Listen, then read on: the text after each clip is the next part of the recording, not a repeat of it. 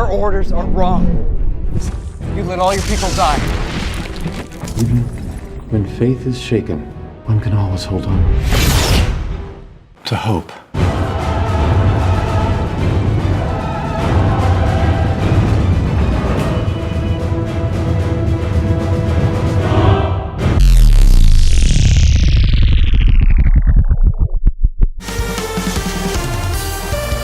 Egotastic FunTime.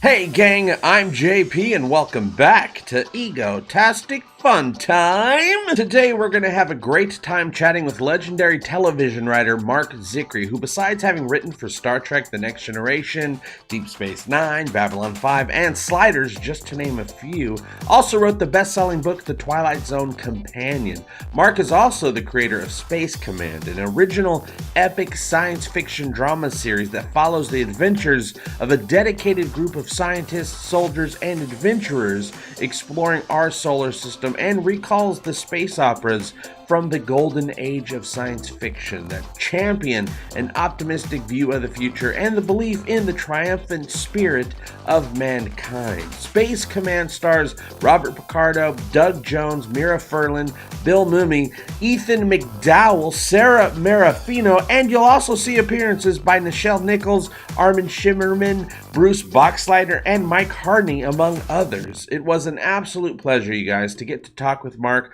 about Space Command, Star Trek, and the current state of science fiction, and I can't thank him enough for sharing his unique perspective with me. Space Command is a completely fan-funded series with the pilot episode available right now, you guys, by clicking below. The second and third episodes have already been filmed and episode 4 goes into production this January. The first season will be 12 hours in total once completed. That's a lot of good sci-fi right there, you guys. You'll also be able to find all the links you need right down there to contribute to the Space Command GoFundMe for the filming of the next chapter of the story. And if you'd like to listen to our full 1-hour conversation, well, that link is down there too, you guys. Now, without further ado, ladies and gentlemen, Marc Zicree. It was very weak, and finally they got Michael Piller aboard, and he put it in hand.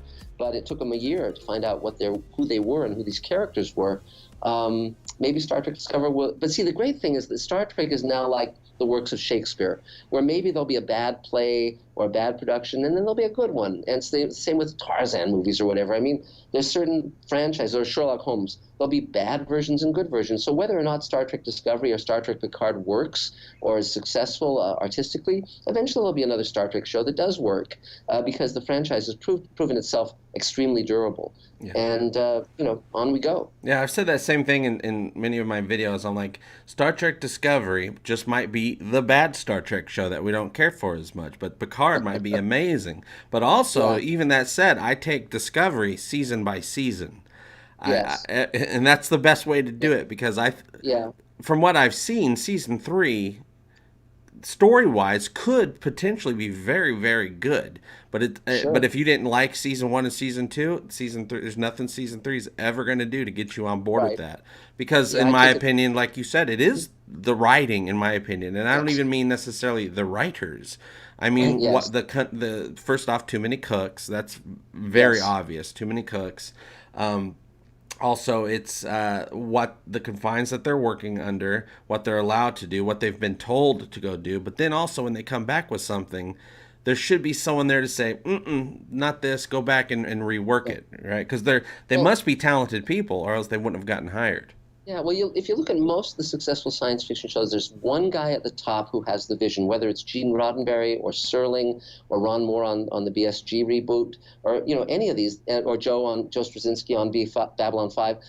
The best shows, or Chris Carter on X-Files. There's usually one guy at the top. Now that doesn't mean there won't be other writers below them who have a vision and who have skill. But there's usually one guy, and I think on Next Gen it was Michael Piller, and because he had so many talented writers and he knew how to build them and train them, and now they're all showrunners, whether it's Ira Bear or Ron Moore or Brandon Braga. They've all gone on to great careers, and but I take Star Trek Discovery minute by minute. Say, okay, that wasn't bad. Let's see what the next one is.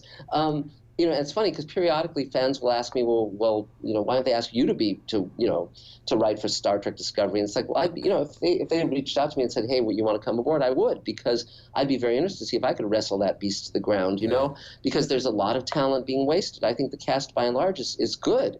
And I think it's just that the story keeps taking all these weird convolutions, and you try to follow it like, oh, so Michael's the Red Angel, or her mother's the Red Angel. No, it's Michael's the Red Angel. So what the hell? They had this whole 3-episode arc about bringing Dr. Culber back through the magical mycelial cocoon, and then that all just ended up being, I feel different. And I thought something interesting was going to come from that. He's like, no, I just feel different. Just throw it away. And then they have that one episode where it's just they're all writing letters, like, because they're going to die, and they're all writing letters to their families. Who cares? Who cares? I don't want to watch an hour of this. It's like, fine, onward. Please, be brief. You can send a telegram. Don't write a letter. But it's like they just have. It's kind of just tone deaf in a certain way. Though I liked Spock. I liked the fact that they hired Gregory Peck's grandson, and I thought he was a good Spock. So I'm actually split on him. I like him as the bearded Spock. I don't like it when they shaved him and put him in the regular uniform, and then I'm like, oh, now he doesn't feel like this new the Spock that that we were introduced to. Now he feels like he's not playing Spock correctly, whereas before when he was a different bearded Spock, I'm like, okay, I could get on board with him. I can't wait for him not to be crazy, but when he was the bearded Spock, I called him the beatnik Spock, because he looked like Maynard G. Krebs, or something. And but I agree. So Star Trek Discovery is always where there's strengths and weaknesses to it. And the Orville is a very different kind of show from Star Trek Discovery. It's sort of, it's Seth's Star Trek. It's very much his vision of what's. Yeah, exactly. But it's like the Star Trek: The Next Generation he would have done. How did Space Command? Where did you get this idea that you wanted to put this together and you wanted to put it out there into the world? You've put a lot of things out there into the world, but this is something that you're very passionate about. Well, thanks for asking, JP. I appreciate it. I grew up with Star Trek. Star Trek came on when I was 10, and it was, some people have heroin, I have Star Trek, and so it's like, it was what I'd been waiting for all my life. It was so great, and it's funny because that was before VCRs, so I actually recorded Star Trek on reel-to-reel audio tape in case it never showed again. Wow. And I was a little 10-year-old with this big old reel-to-reel deck and working it. So. But Star Trek, of course, inspired me like it inspired millions of people. And it said, even though it came out during the Vietnam War and the riots in the cities and all sorts of really dark stuff, Gene Roddenberry had the courage to say, we can reach across boundaries and barriers, we can create a better future, but we have to put our work in and our time in and reach out with compassion. He had the courage to be optimistic about the future, and I think you have to, because otherwise you get the future you deserve if you don't create the future that you want. And so I was noticing a few years ago that all this science fiction was very dark and very dystopic, and sort of the message was, well, it's dog eat dog, and the meanest guy's going to win, and there's no hope. The future's going to be worse than the present. And I wanted to create a show that would be inspiring the way Star Trek inspired me, because we certainly live in dark and perilous times, but there's also hope, but you have to act. You can't be passive. And so I've written hundreds of hours of network TV, and but I didn't want the network to be able to say, well, we're cutting it off at script or we're cutting it off at pilot. And I run a roundtable here in LA where I mentor a lot of young people in the industry. And I've been hearing about crowdfunding. Well, I'd never raised money before, but I thought, well, let's see if I can. And to date, we've raised over $1 million through crowdfunding. And I was selling investment shares of $7,500 each, and people bought them, and they're still buying them. I mean, people are buying them today, even as we speak. And that allowed me to take a warehouse, convert it into a studio, a sound stage, and shoot. We've actually shot the first 3 hours of Space Command, and we're ramping up to shoot the 4th hour in January. It's a 12-hour first season, and there's tons of science fiction actors, name actors, waiting to be in Space Command. I just have to get to the point where we're shooting their scenes. So, Gigi Edgley and Armin Shimmerman and Ethan Phillips and on and on. And I've been talking to Jonathan Frakes and Gates McFadden and the Next Gen cast and so forth. We just shot a scene with Nichelle Nichols, but now we're pitching it to Netflix and Amazon and so forth. I just had really great meetings with CBS and NBC, but I'm not waiting for them to sort of wave the magic wand. My relationship is with the audience. It's not. I don't look to the networks or the studios to be my validation. Yeah. You know, and you're not waiting for their permission. No, and because I'm at the stage in my career where I don't need to make millions of dollars. I don't need them. I'm validated already as a writer, producer, director, so I'm not looking for validation from them, and I'm also not looking for a paycheck from them. If they buy it and they pay me, great. I mean, I'm not going to refuse, money, but that's not. But that's never what's been driving me. What's always driven me has been creating quality work that makes the world a better place. And so that's whether I'm writing Smurfs or He-Man or Super Friends or Real Ghostbusters or TNG or DS9 or Babylon 5, any of that, I recognize the great possibility of television to inspire people, to remove. I mean, if you talk about the modern day, people get polarized and you find yourself in an argument. Yeah. But if you just create science fiction and say, look, we can put all that stuff aside because one thing we can agree on is we want a better future for our children and our grandchildren. And even if someone's a conservative or the liberal, those become meaningless badges if you just say, hey, let's work together so that our kids and our grandkids will have a safe, good place to live, that they'll be able to raise their families, that there'll be, a future that everyone would want to live in. And that's something people can find common cause over, regardless of race, religion, anything. Everybody wants a better world for their family, and for and when you start to see the human race as the only race that matters, I mean, not black, not white, not, Muslim, just as Christian. Yeah. And I mean, I'm not trying to, badmouth the dolphins or anybody, but humanity is kind of sort of important to me. And so that's why I'm doing this, and it's been the greatest fun of my life, and I just love every single day working on this. Yeah, well, great sci-fi has always held up a mirror to society, and now, of course, in society for the last couple decades, many of the population have kind of been down and don't have that hope anymore. So sci-fi has started to reflect that feeling, which is what you were mentioning when you're saying that a lot of sci-fi is dystopian, which of course there's a place for dystopian sci-fi. It just seems like we're not getting that utopian, hopeful side anymore. And it's really starting to seem like the audience, while of course they embrace the dystopian stuff. I love dystopian stuff. Oh, sure, yeah. It's fun to destroy. But since we're not getting the other side, it seems like fans of the genre and potential new fans are kind of looking for that hopeful side as well. So we're starting to see a little, a few things file in. Of course, being spearheaded right now as far as big series go. The Orville is bringing back what I call the Gene Roddenberry format. It doesn't have to be called Star Trek. It should be called Gene Roddenberry format.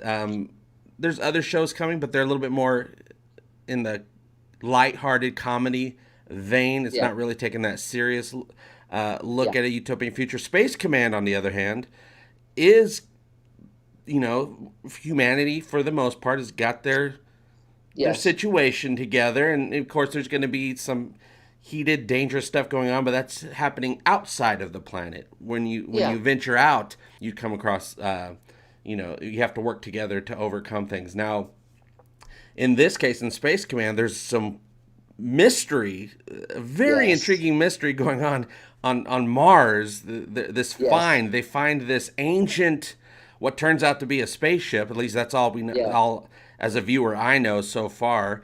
It comes out. I can't remember. It was millions or years old or something like that. It's 200 million years old. Yeah, and it flies off. And first off, before I get into that, I just want to say that was one of the coolest ships I've ever seen. It had this Jules Verne type style to it, this ancient ship. The pilot really left us with a cliffhanger. Yeah.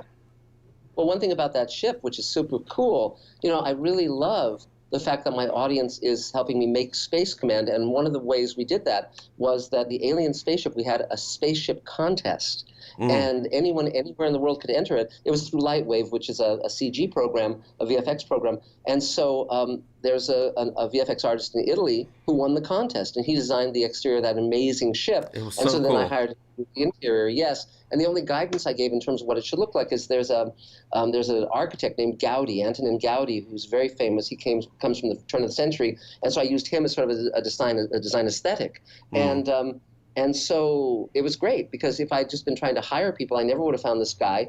And I wanted an aesthetic, just like when Dan O'Bannon wrote Alien, and he hired Giger to do the alien designs, and Ron Cobb and Chris Foss and some others to do the human designs. The fact that you have different artists designing different aspects, radically different.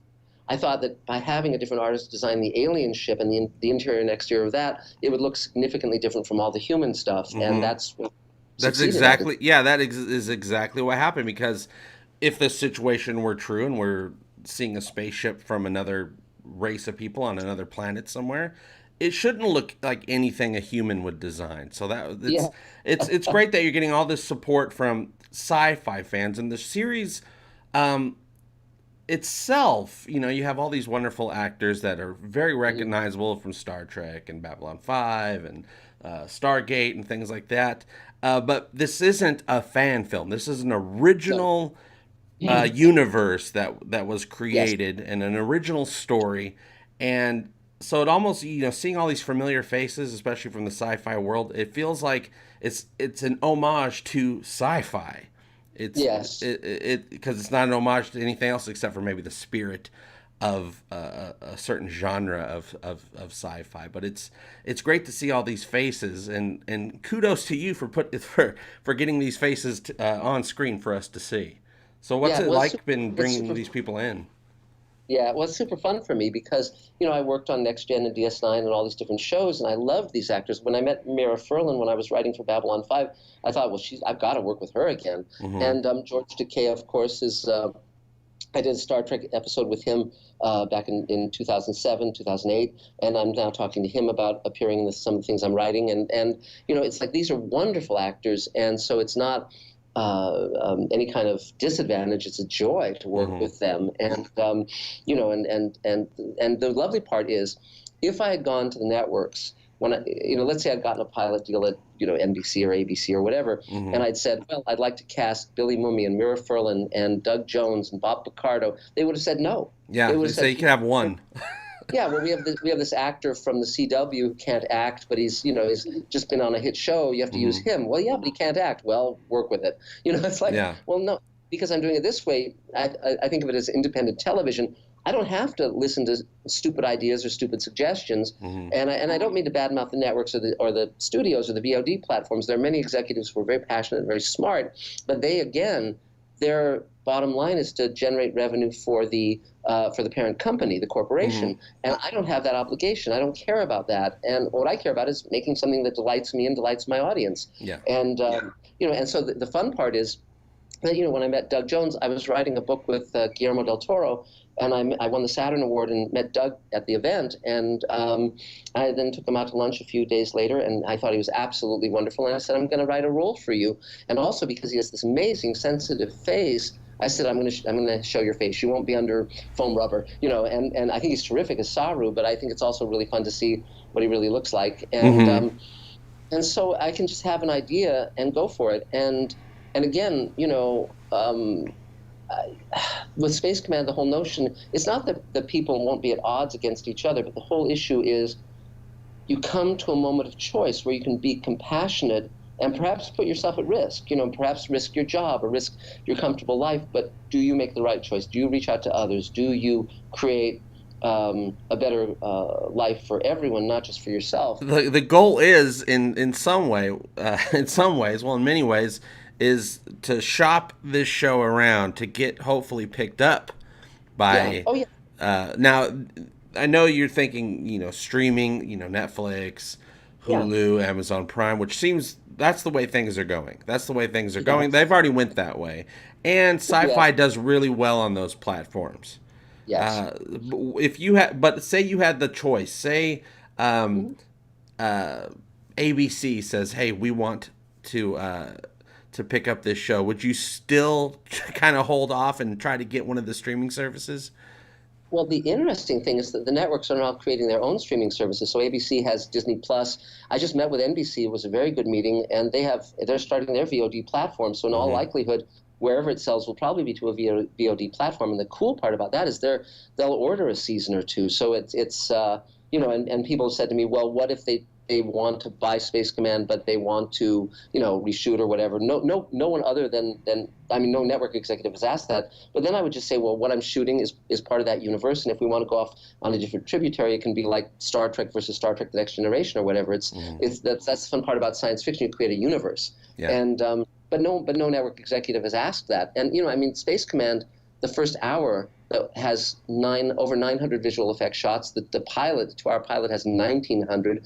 No TV show would ever have that many VFX. So we're happy with what we're doing, and but so far so good. And I think one thing that's good is that I have an enthusiastic audience, and any buyer, that's going to be meaningful because they don't have to start from a cold engine. I want to get your pitch. I am. I'm Netflix, and you want to sell Space Command. And by Netflix, I mean I'm a fan. I'm a sci-fi fan. Yes. I want you to sell Space Command to the fans. Yeah, you bet. Well, what I really say is I'd say watch the first hour, watch the trailers, and then I'll tell you where the first season goes and what goes beyond that. And if you're not excited, then you guys aren't the right guys, because I'm thrilled at this. I can't wait to wake up in the morning. I cannot wait to work with my team. Even when we're done with our conversation here, which I'm enjoying tremendously, I go off and sit down with my producer and we go over VFX and all of these other aspects of production and co-production. We're in post-production and pre-production and production simultaneously, and I love that. But Space Command is the kind of show that your kids will love, you will love. It will be everything you want the future to be. It's exciting, it's adventurous, it's moving, it's truthful, it's imaginative. It's just the show I want to make and the show I want to watch. Well, I want to thank you for visiting me today. We're going to have to do it again sometime because I'm sure there's going to be some updates. And I have to say this because I'm the Orville Evangelist. Jalo Jalong and prosper. Yeah, absolutely. Hey gang, are you ready to show off your sweet love for both the Orville and Star Trek? Stop by Egotastic Tees to pick up the all-new Seth Trek Retro Tee today. If you liked JP's video and want to help Egotastic FunTime grow, click on the Patreon link and give him all your money today. Egotastic FunTime, we're gonna have a great time. Egotastic FunTime, give me all your money. Give him all your money. You will find it funny. Just give me money. I love money. Give me all your money. Give me all your money. Give me all your money.